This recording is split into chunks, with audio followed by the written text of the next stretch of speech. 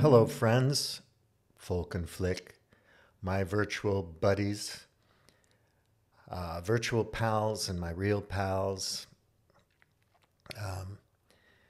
You know, lately I've been thinking a lot about epistemology and truth, facts, data analysis, the scientific method, scientific tools of exploration, and so on and so forth. And then knowing through religious faith and so on, all these different ways that we seem to know things and how it all really does matter. Also, I've noticed that, sometimes I'm not an expert in anything. So I'm not the guy that's going to make a video about epistemology and, tell you. I can curate that. I can put that on Globe Hackers Facebook and say, look at that video about epistemology. It's pretty good. Or articles or book recommendations, things like that. I can curate. I like to follow experts. I like to learn, but I'm not an expert. But I think about these things all the time because it's baked into the way I see the world, my worldview and the way I approach things. A little bit philosophically, I'm partial to science. I like to learn new things, to learn about new tools and so on. I don't want to go back to the 14th century. I want to go see what happens if we explore the universe in spaceships. I won't live that long. But I also understand why some people think that our progress, the progress that we've made, whether it's socially or culturally or technologically, scientifically, is leading us to disaster, and why people worry about that, why they want to harken back to more traditional space or time. Because in some ways, our progress is killing us, destroying our family relationships, our community relationships, our connection to nature, our ability to revere nature, our love of God and spirit, and our ability to worship true heroes and follow heroic people, and so on and so forth. I could go into that pretty deeply, and I want to, because as you know, I've been following the new right and the traditional rightish kind of thinking and thinkers, intelligentsia, for a while, and I think I understand them, and I think I cracked the code. I might be wrong, but I also know that a lot of them aren't really saying what they actually want, and that's something I'm still looking for. It's like, tell me, what do you want, So none of us are completely aware of everything or happy about our lives or how things are going.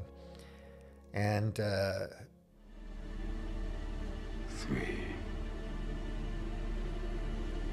2, 1.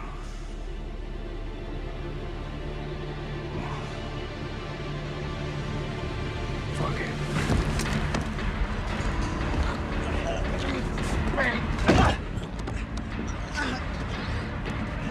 Give me. Fuck it.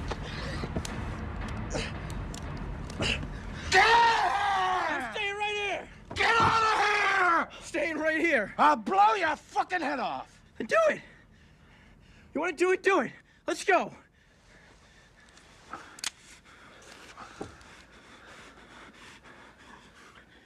Get out of here! Look, you fucked up, all right? So what? So everybody does it. Get on with your life, would you? What life? I got no life! I'm in the dark here. You understand? I'm in the dark.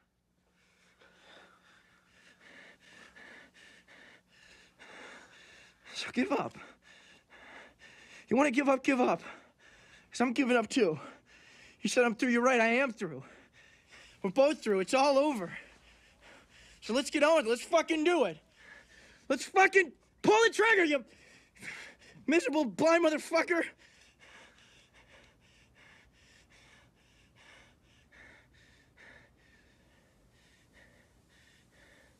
Pull the trigger.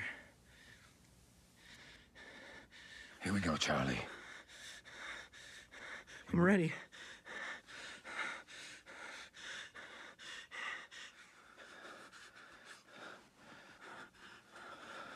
You don't want to die.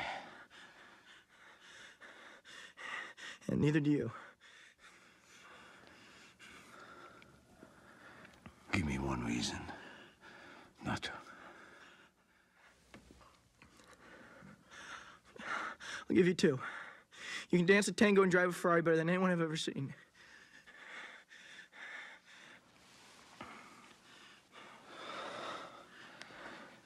You never seen anyone do either.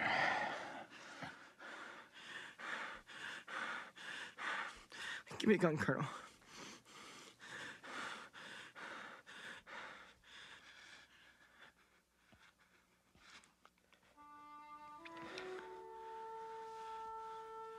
Oh, where do I go from here, Charlie? If you're tangled up, just tango on. You're asking me to dance, Charlie. You know, in a increasingly more complex world, things can be very scary and challenging. And sometimes we feel like we just want to end it all. And I think some people on some metaphysical level or deep spiritual level just want God to wipe us all out so we can start over again because we're so impure, so imperfect. But anyway, until that happens, we're here. So what are we going to do? So I wrote some notes considering beliefs, and I'll share that with you now. Enjoy the pretty pictures, and I'll see you later. Cheers.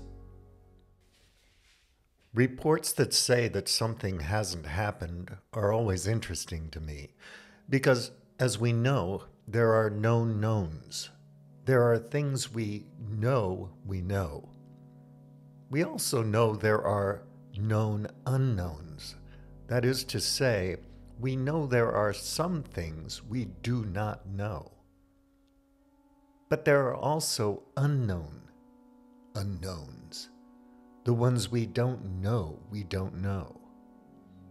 And if one looks throughout the history of our country and other free countries, it is the latter category that tends to be the difficult ones.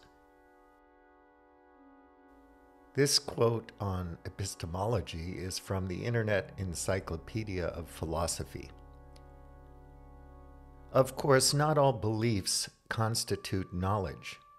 Belief is necessary but not sufficient for knowledge. We are all sometimes mistaken in what we believe.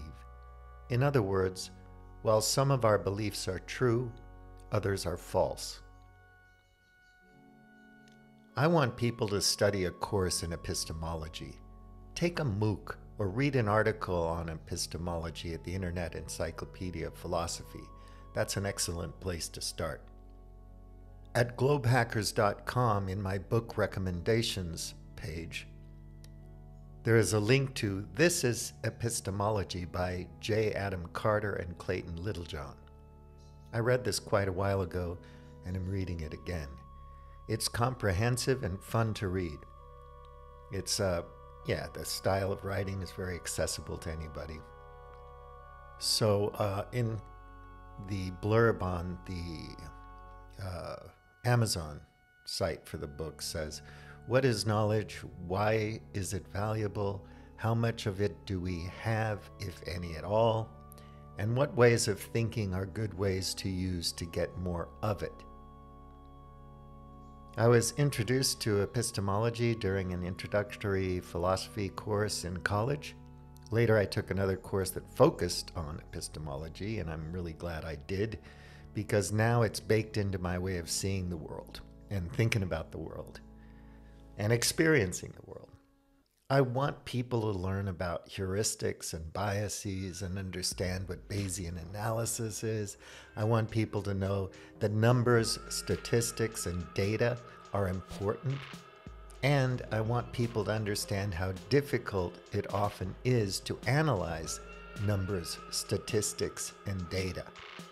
I want people to stop getting their dopamine hits from the culture wars and start getting satisfaction from old-fashioned, slow thinking and a humble desire to understand how things truly work. What we know today as state-of-the-art, best practices, physics, the list goes on. The truth, what we know is always changing as we learn more and invent better tools to help us investigate things. Let's use the example of evidence-based medicine. This is from a paper. I'll put a link to it in the description of this video. Evidence-based medicine, EBM, is the conscious, explicit, judicious, and responsible use of modern, best evidence in making decisions about the care of individual patients. EBM integrates clinical experience and patient values with the best available research information. It is a movement which aims to increase the use of high-quality clinical research in clinical decision-making. EBM requires new skills of the clinician, including efficient literature searching, the application of formal rules of evidence in evaluating the clinical literature. The practice of evidence-based medicine is a process of lifelong, self-directed, problem-based learning in which caring for one's own patients creates the need for clinically important information about diagnosis, prognosis, therapy, other clinical and healthcare issues. It is not a cookbook with recipes, but its good application brings cost-effective and better healthcare. The key difference between evidence-based medicine and traditional medicine is not that EBM considers the evidence while the latter does not.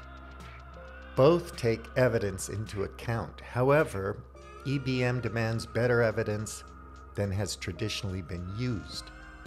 One of the greatest achievements of evidence-based medicine has been the development of systemic reviews and meta-analyses, methods by which researchers identify multiple studies on a topic, separate the best ones, and then critically analyze them to come up with a summary of the best available evidence.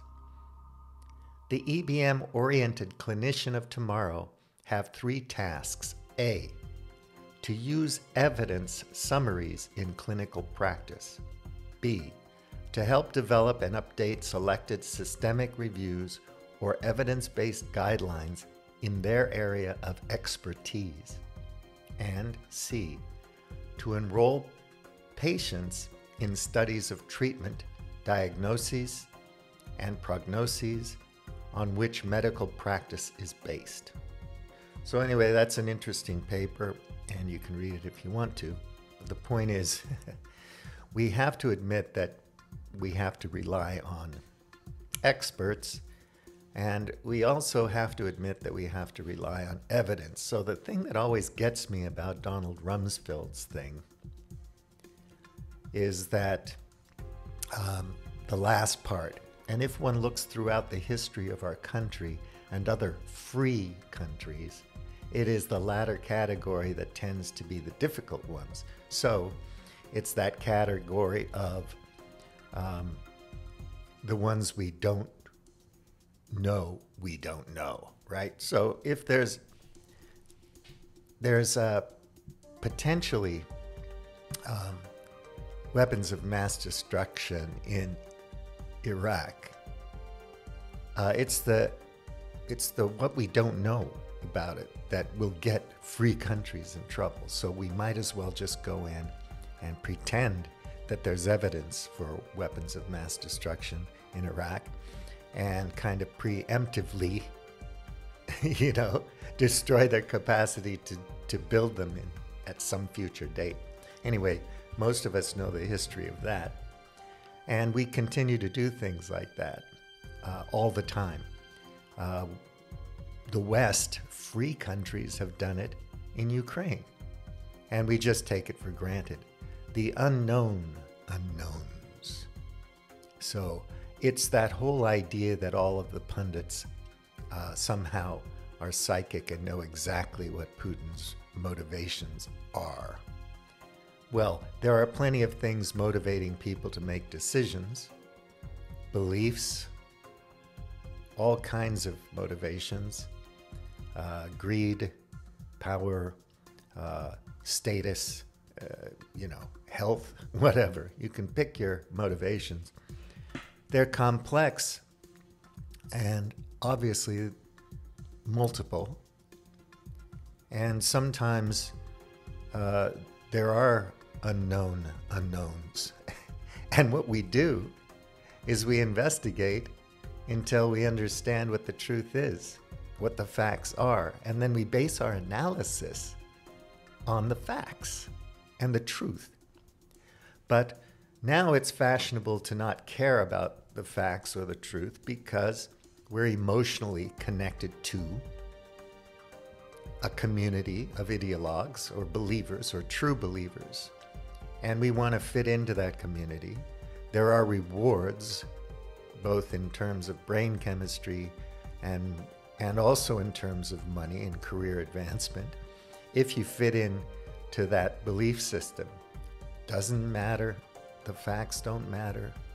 It's just signaling to people that you share their beliefs. And, this is problematic for many reasons.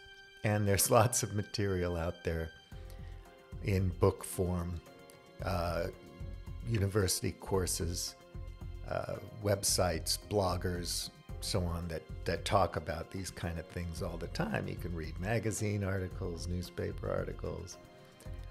The truth matters, and the truth, my friends, is often changes over time.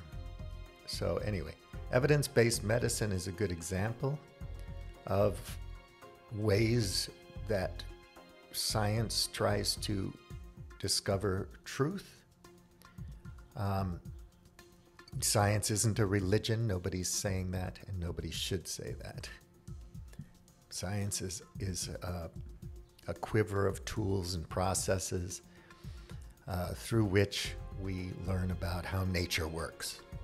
Okay? So one can see very easily that this is a rigorous process requiring expertise, true knowledge in a domain, whether that's medicine or history or chemistry or how to build a cabinet. There are people who are expert navigators. They can use a sextant and a map and charts. And there are people who can't. They don't know.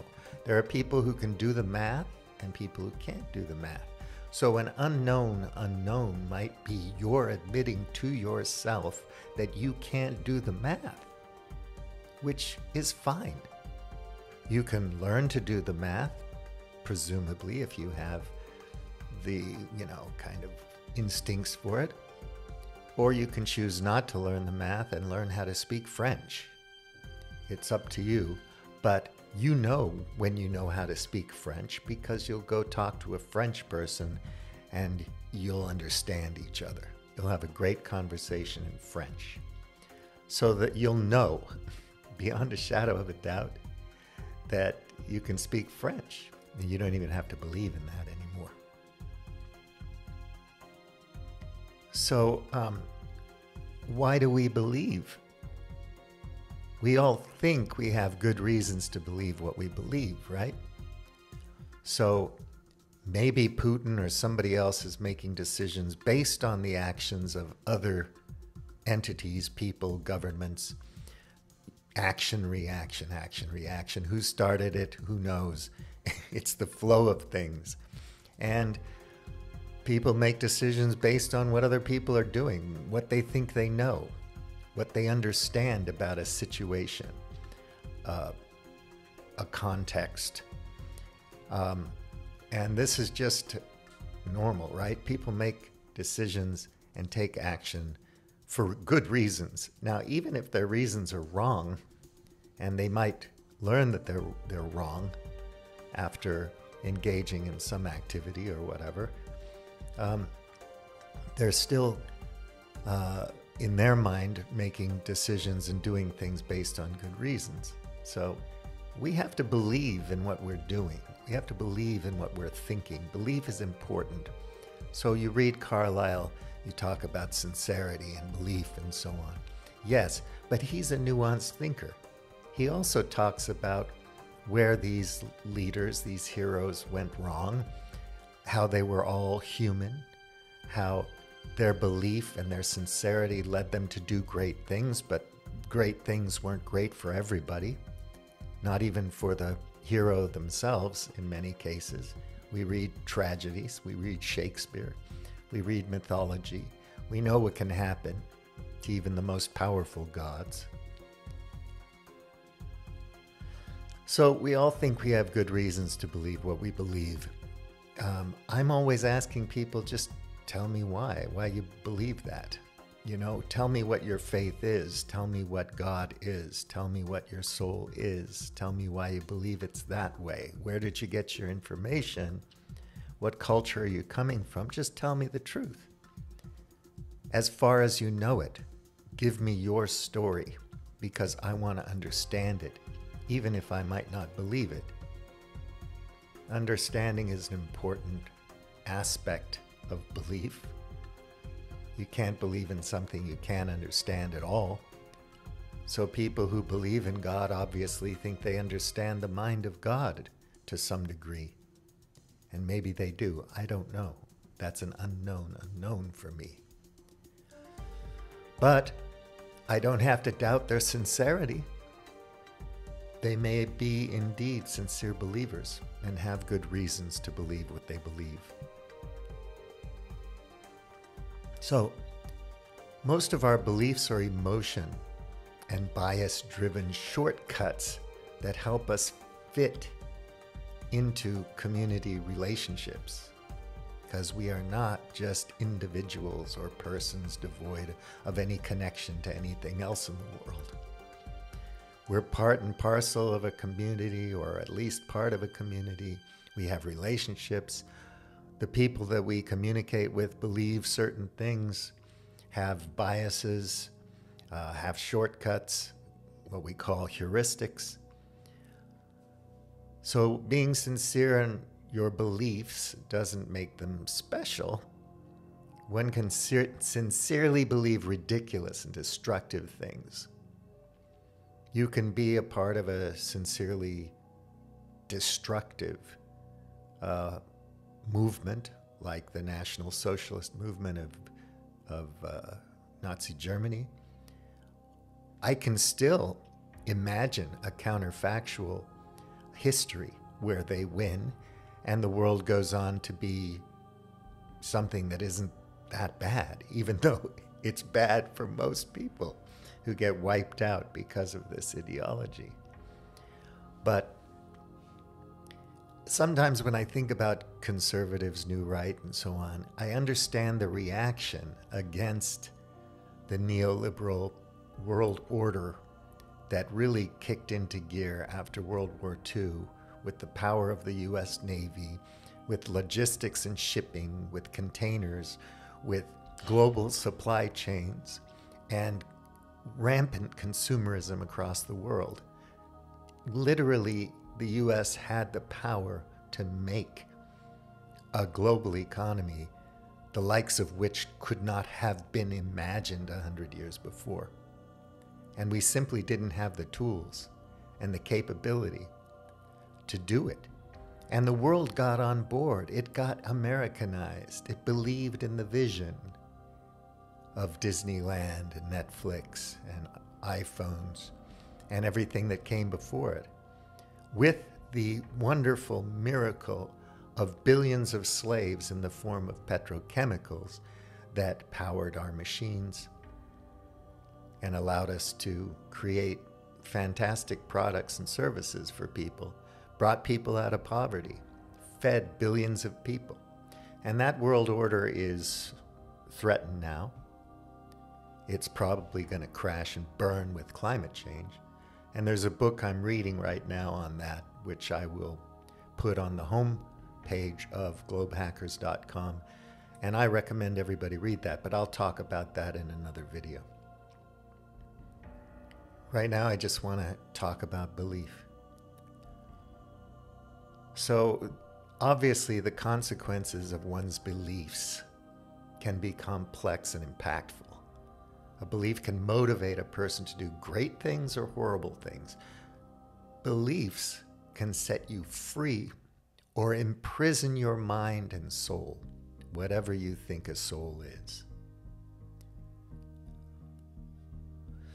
So, without going into more philosophical stuff and questioning your beliefs or having you question my beliefs, I just like to share with you some beliefs that I think are important. Okay? And then we can go study epistemology and things like that. You know, we can do our Daniel Kahneman thinking fast and slow type thing. Figure out, there's lots of books at globehackers.com if you want to read around, but of course you'll find good books yourself and then you'll tell me about them so I can read them. So if you want to consciously find things to believe in, you might start with a simple list that you think, if I believe in this principle or concept or idea or whatever, it's going to be good for me, good for my people, good for my family, good for my community. And later, you can educate yourself to deal with all the complex things as needed for your life. But the first thing that's important for all of us, I think, is to believe in yourself.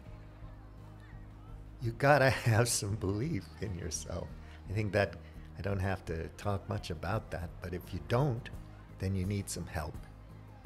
And I hope you can find it within your group of friends and family and mentors and so on and so forth, because we need to believe in ourselves. And we need to believe in others, because if we can't get any support and trust anybody, then we're truly screwed.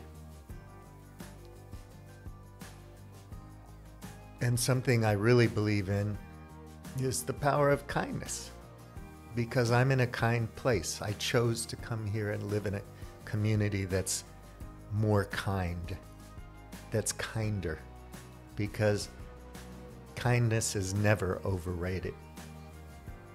Compassion, empathy, kindness, simple, down-to-earth, grandmotherly or brotherly kindness, okay? I believe in the power of that. I also believe that this too shall pass.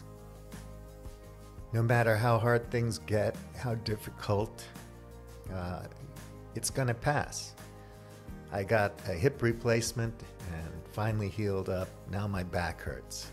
I got like back spasms from working in the fields, I guess. I don't know.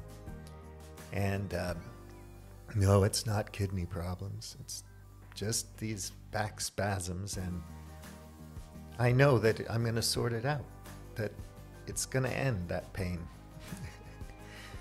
So the war in Ukraine will end one way or another.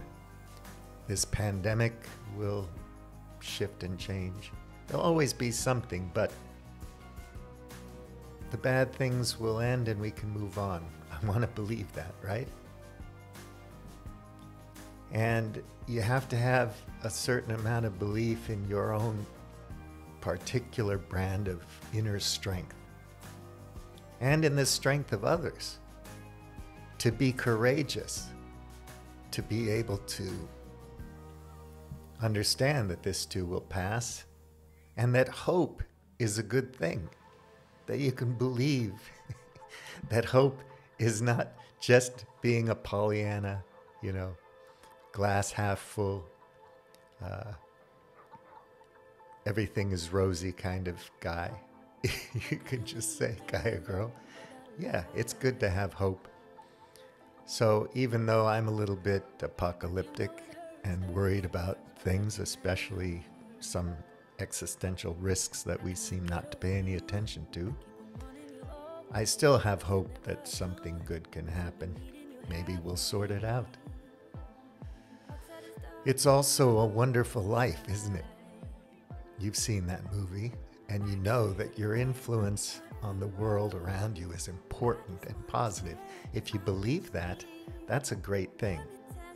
As long as you're not pathological. If you're a pathological liar or suffering from, some other mental health problem, sociopathic, psychopathic, then obviously you could be a megalomaniac and cause all kinds of problems. But for most of us, you matter. You matter. And it is a wonderful life. And everything in your world is interconnected.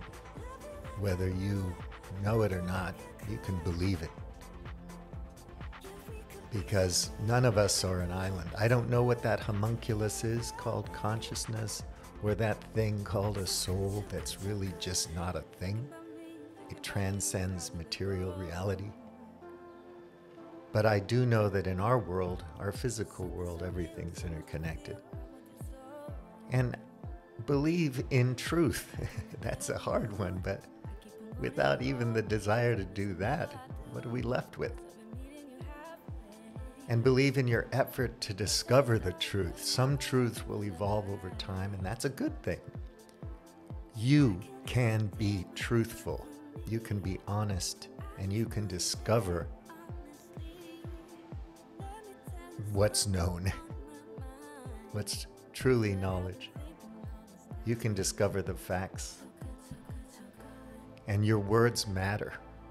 Never underestimate the power of language and the virtue and value of verbal encouragement.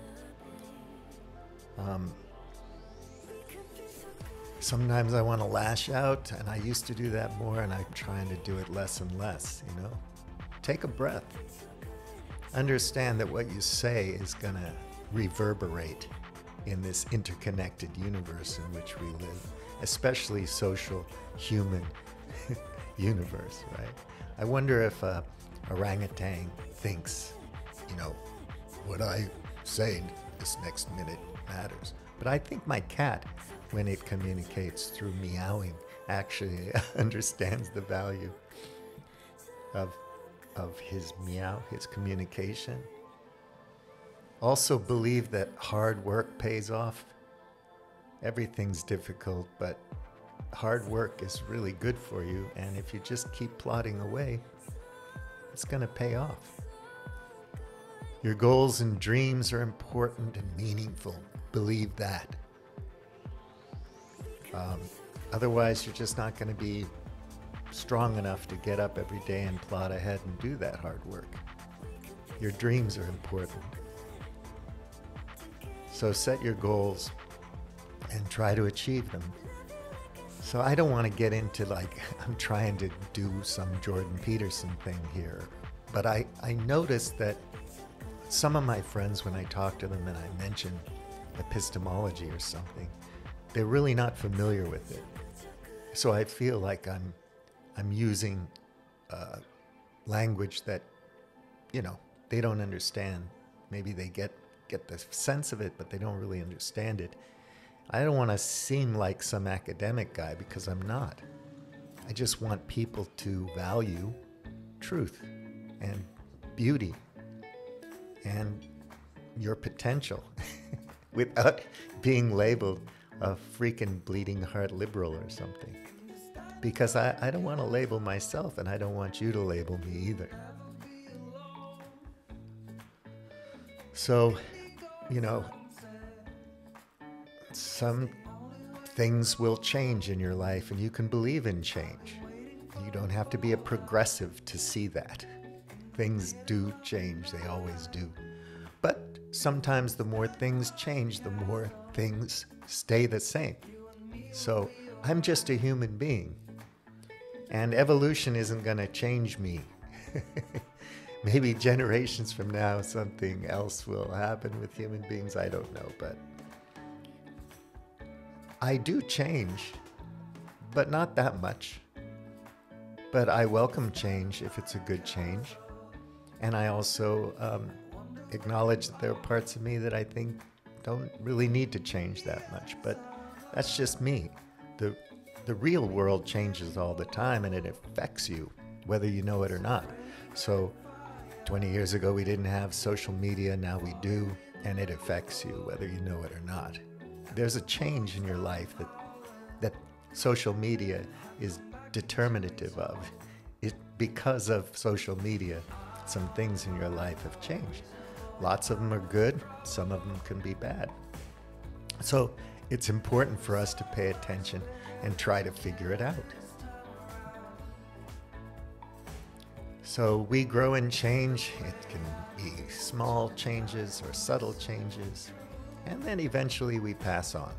We drop this body, and whatever's next is next. But as long as you're alive, things are going to change. You're going to get old. So believe in change. Believe in the positive power of forgiveness. This is huge. There are a couple people in my life that won't forgive me, but I haven't done too many bad things in my life. And I do believe that if they did forgive me in particular, it would be better for them, not just for me. And I believe in forgiveness, but there are a couple of people I haven't forgiven. It's something I got to work on, but forgiveness is a good thing. If you work at it, you can have more power over your thoughts and feelings. You can have more sovereignty and agency. You can regulate your actions and reactions when necessary and win a gunfight before it starts, which is my big criticism of NATO and the US. They don't really want to stop the gunfight. So they may be fast. They may understand the gunfighter's, paradox, that if you draw first, you usually lose because your reaction is faster than the thought process of drawing first. But what happens is,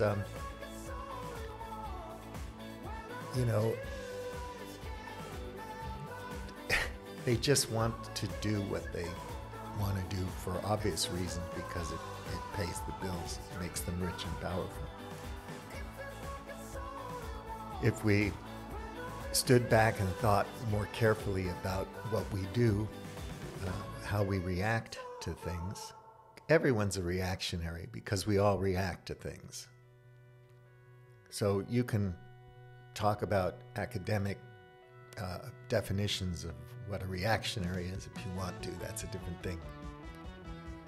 But we can learn to be more mature. We can learn to think before we act when it's necessary.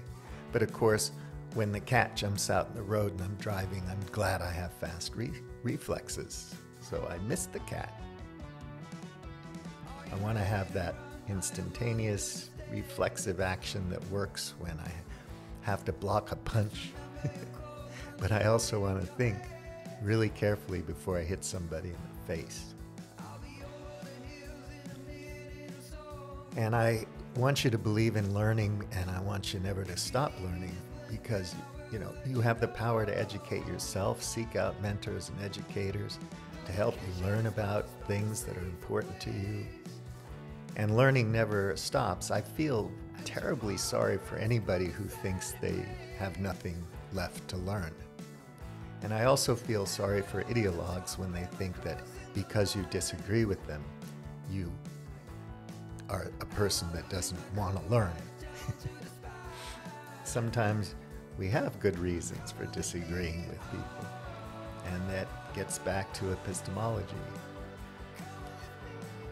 So you're never going to stop learning about yourself, right? You're a complex puzzle that you continually put together through everything you think and do. And self-realization, self-actualization, all that kind of Maslow's hierarchy of needs or whatever. These are all important things too, but you don't have to get to the end of it to enjoy it. Maybe you're going to learn something about yourself when you're 93 that you never knew, or maybe when you get cancer you'll learn something. Or maybe you'll just choose to learn how to play the ukulele, and that'll be a wonderful thing. And while you're learning how to play the ukulele, you'll realize how impatient you are and how you have to work on being patient in order to learn how to play the ukulele. I also believe in fairness, and that doesn't make me some crazy liberal, libtard freak. Everybody believes in fair play, right? If you play basketball or football or poker, fair is fair, right? You feel it. So people deserve to be treated fairly, and you deserve to be treated fairly, okay? Again, kindness is never overrated. So play fair. I mean, come on, that's not hard. And I also believe that humanity is a beautiful, beautiful thing in total, truly amazing miracle. Even if you take a stark scientific perspective on it, whatever lens you want to look at it through, philosophy, religion, art, sociology, whatever.